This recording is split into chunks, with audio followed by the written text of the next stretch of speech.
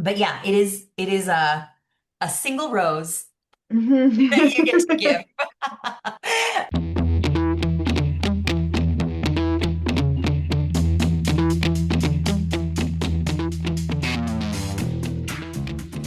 Hey, folks, we are back. I've missed you. I've heard from so many listeners over the last couple of months asking me when we're going to restart the podcast. And here we are at the beginning of a new school year, a new admission season with a slightly new format. Each week, my colleague Mackenzie is going to come to me with the burning question from the internet. And I'm going to do my best to answer that question and all of her follow ups. So take a listen. The burning question at this time of year is what is the difference between early action, early decision, and regular decision? Oh, how much time you got? This is really confusing actually. And sometimes I guess I've been swimming in these acronyms for so long that I get surprised when somebody is like, wait, which one is that? And how do we do this? There are a couple that you didn't even mention. I don't know if we want to go there, but we have single choice early action, SCEA. We have restricted early action, REA. We have ED1. We also have ED2. We have so many permutations. So we'll just start with the basics. Regular decision is the early January deadline. It's what we all used to think about as a college deadline, right? And it used to be January 1st, but then colleges got hip to the fact that nobody wants to turn anything in on New Year's Eve or New Year's Day, and schools are closed. So if someone needs help, there's like no one to help them. So now it's usually like January 5th or whatever the Monday is after we all come back from that winter break. That's regular decision. Students, file their applications by that date, and they'll hear back from colleges usually by March, right? By the end of March, we have all our decisions back. There are no special preferences given to that pool of applicants. The responses that you could get are accepted, which we're of course all hoping for, denied, or waitlisted. Mhm. Own thing. Well, I'm sure we'll have a separate conversation about the wait list at some point. So that's regular decision. And the majority of students are going to do regular decision, and that's fine. Gives you a lot more time to kind of work on applications. Right. Um, a lot of students will do early decision or early action. Early decision is binding, which means if you get in, you have committed to go.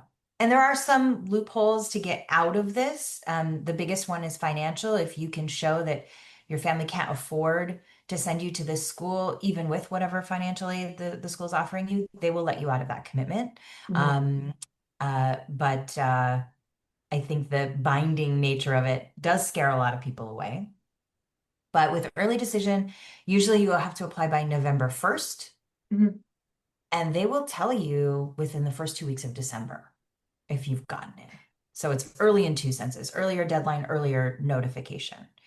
And the result you can get from early decision is accepted, which of course, again, we're all hoping Mhm. for. You could get denied, you could get deferred into the regular pool, which means they're just going to pretend you submitted with regular decision. They're going to look at your application all over again with everyone else who did regular decision, and then you get a decision back in March.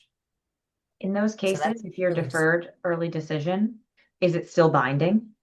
it is not. You are then released Right. from the binding agreement of that if you get deferred. Okay. And the thing to know about early decision is that it does, in the vast majority of schools, increase your chances of acceptance. And I mean, you still have to put in a really good application that like, is competitive and, all of the things for that school. But a lot of schools are trying to fill their classes. Some schools, 50% of their class comes in through early decision. And Wow. that just helps the college kind of manage their expectations about how many more students do we need, et cetera, et cetera. So there's a real advantage to applying early decision. There are a few exceptions to that rule because early decision is often when recruited athletes apply and they have, kind of an agreement with the coach that they're definitely getting in. It's when the children of big donors apply. It's when the children of legacies, or the children are called legacies, the children of former alum apply. And those groups of people, again, depending on the school, tend to get special preference. So that boosts an acceptance rate that, might disguise something that is actually quite a selective situation. Um, so that's early decision. One more question on early decision. Yes. Are you allowed to apply to other schools, regular decision or early action, if you are submitting an early decision application? This is a great question. This is where it gets complicated because it is a little bit like a puzzle you got to put together. You can only do early decision at one school at a time. And I did mention there's early decision two. Mm-hmm. So that, early decision one happens in November, early decision two happens alongside the regular deadlines, like in January. But you'd only be doing one school at a time, right? So Okay. like your favorite school that you are the best fit for and that is the best fit for you, that's your early decision school. They give you a notification. If you get deferred or rejected, you can do an ED2 to some other school, Mm. not the Okay. same one, right? Hmm. And not every school offers ED2. But yeah, it is a single rose that you get to give. And you can't do it at multiple schools. There is an agreement that the student, the parent, the college counselor at the high school will have to sign acknowledging the binding nature and the exclusive nature of early decision. And you really do not want to go back on that, unless you absolutely have to. We talked about some of those loopholes. Anything else on early decision before I move No, on? that answered the Okay. question. Great. I mean, it is super nuanced. I'm sure there are like 50 million more questions we could talk about with that. But I want to get to early action, which is similarly early. Usually the deadlines are November 1st, sometimes November 15th. Um, but it's not binding. And early action is really common at like big public schools. Um, and you do get a little bit of a benefit, like the acceptance rates are higher, not quite as much of a boost as an early decision. But some schools only have early decision or early action. It's very rare that you're going to find both options at one school. Okay. So usually what happens is students will choose their favorite ED school and then they'll apply to a number of EAs as well. And they are like just getting a whole bunch of applications done by November 1st. Hmm. Now, with early action, usually you hear back. It used to be you hear back in December. A lot of schools now have moved their notification dates, and this is, I feel like, puts kids in a not great situation. But they've moved their notification dates to late January, early February. So it's still earlier than regular decision, but it's not so early that you can not file your regular decision applications because Right. you'll have, right? Hmm. So you'll know if you got an early decision or not by the regular decision deadline, but you won't know if you got an early action or not anywhere. In most cases nowadays, until after the deadline. So you'll still have to write all of those regular decision applications. And I talk to families all the time who are like, well, we'll wait to decide where we're going to apply once we hear back from the ED school. And I'm like, that you might not hear back till December 17th. Hmm. And then you're going to choose your school list and then you're going to write all those essays. Like, I don't think that's a great idea. Hmm. That's to do all of that work, nursing the heartbreak of not getting into your ED school. That's not good, right? So prior planning is the key, and that's why you kind of need to know all of these different applications. Um, I'll just say like a little bit about restricted or single choice early Hmm. action. This is early action in the sense that it's early, you hear back early, it's not binding, but it's an early action you can only do at one school. And some schools have this, like Harvard has a restricted early action. Stanford Hmm. also has it. There are going to be restrictions around it. So, for example, Harvard has restricted early action, and they've said you can't do ED anywhere if you're Okay. going to do restricted early action at Harvard, but you can do EA only at public institutions. Interesting. So you kind of have to know the details of the policy to understand where else you can apply early if you wanted to take advantage of that. Hmm. Right. And there are like other restrictions. Stanford is like EA to public universities unless it's a private university that you have to apply early action in order to be considered for scholarships. Yeah. So it gets really in Mm. the weeds, right? And so you kind of have to know, you have to dig into those policies and then like Tetris this whole thing together. Hmm. Yeah.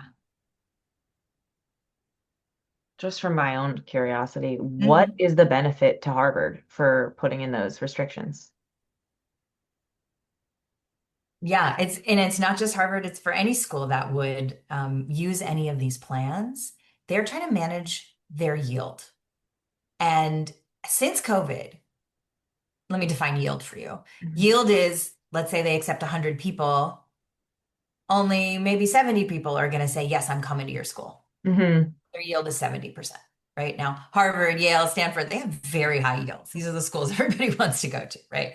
But if you start thinking about schools that maybe not everybody is banging down the door to get into, but are still really good schools, their yield numbers are lower, and just a percentage point in yield changes significantly how the university has to respond, Yeah. right? If more people accept their offer of acceptance, accept the acceptance, um, all of a sudden they have too many students. Mm. Maybe they don't have enough room in their dorms. Maybe they don't have enough instructors to teach the freshman writing seminar. Maybe they don't have, enough food in the dining hall. I don't know, right? Like it really has an impact, right?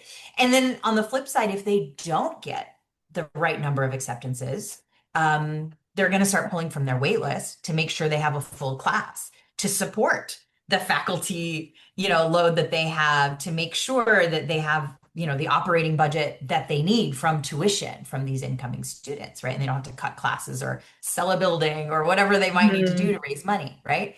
So yield is really important, and it used to be pretty predictable. I mean, they have, statisticians who are calculating this all the time and using all sorts of data to figure this out.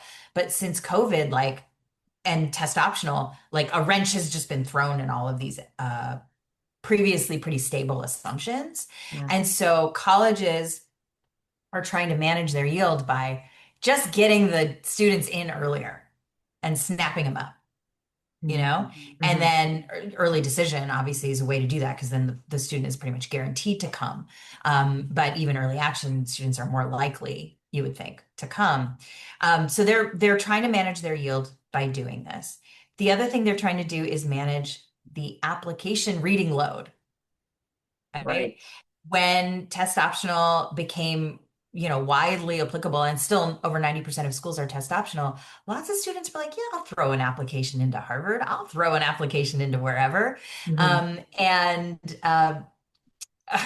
the numbers of applications going to these, like, let's say, top 100 colleges on the US News list have just skyrocketed, three, four times as many applications as they used to get. You're seeing schools that are getting over 60, 70,000 applications for 1,600 spots.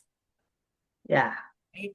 And that changes how an admissions office has to work and the number of readers they need and how are they being selective and all of these things. So that these early plans, especially early decision, are really getting students to be judicious about where they're putting in an application, right? And controlling application numbers.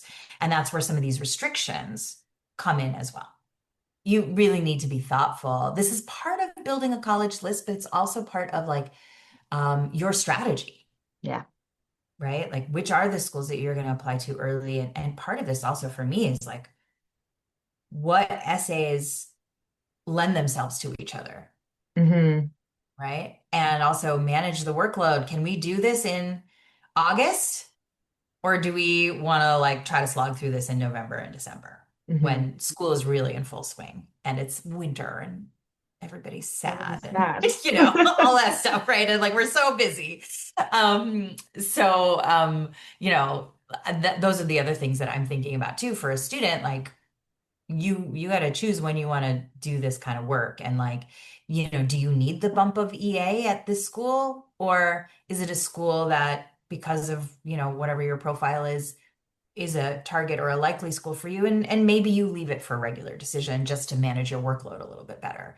Or is this essay almost exactly the same essay that this other school is asking for? Well, let's just get it done because it's Hmm. going to take you too much effort to, rearrange or tailor this essay for that other school, right? So there are a lot of variables, that a lot of inputs to making that decision. I tend to call it positioning. Mm. How are we going to position you? Right. And that's not just what are you saying about yourself? It's what are the schools that are going to take priority? Yeah. Because that's the audience that you're training your whole application towards.